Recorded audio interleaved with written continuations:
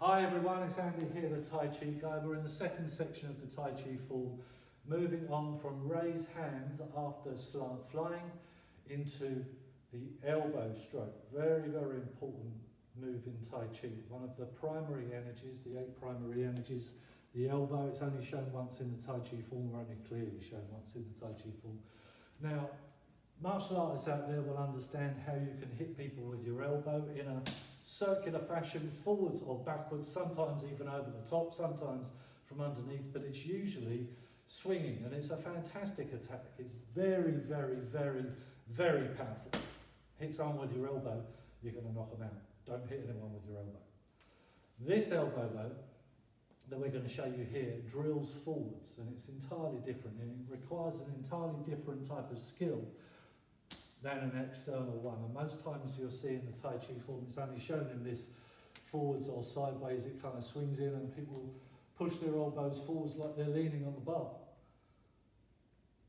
That means that you're really seeing it as being Li, which is muscular strength. And it's not, it's internal. And what we want is for a corkscrew to come out from the centre of the body when you're coming in. Let me just show you what I mean, because talking's talking. Watch.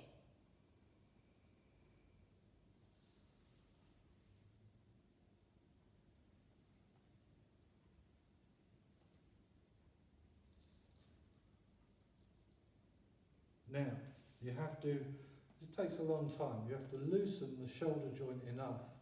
You have to practice letting go of your tension seriously for decades. Enough to loosen this shoulder joint and let the arm truly hang from it with no tension at all.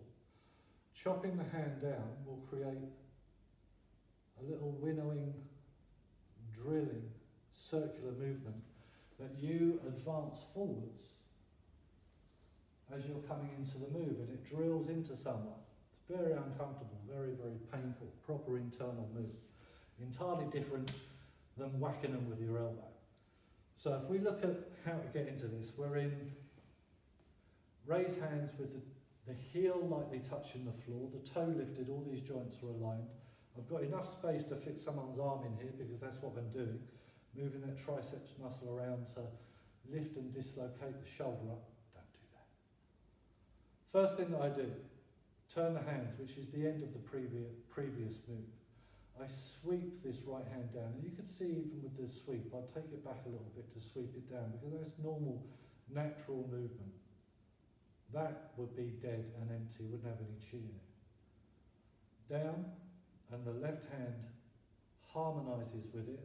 Turning the circle, you draw the right foot in to a false stance. Now a false stance, you can see I'm holding the ball in the corner, has no weight in the foot, but it's apparently on the floor, the heel lightly lifted. This means it's like a hidden cat stance. We're not going to bother getting into it, it's not massively important to the move at this stage of your learning. So here, a false stance. First thing I need to do is prepare my legs to take the correct stance for the shoulder stroke, or for the elbow stroke. So I sink into the left leg, and I open my stance, so my heel touches the floor, and I know my foot's going to come down straight, bringing me to a shoulder wide stance as I come in. So I'm here, I find the floor. I turn the hand over. I start to advance it forwards. The left forearm floats above the right, and I strike with the elbow. Now, a lot of these things are blending together as we're doing this, but at this point in the move, we're really not quite at the end of it yet. The hips are oblique, so I'm not able to bring the power of the left hip in, but that's because this elbow is in the centre. I then have to complete the move in the open hands, bringing the left toe in. I bring my waist open and further forwards to the right.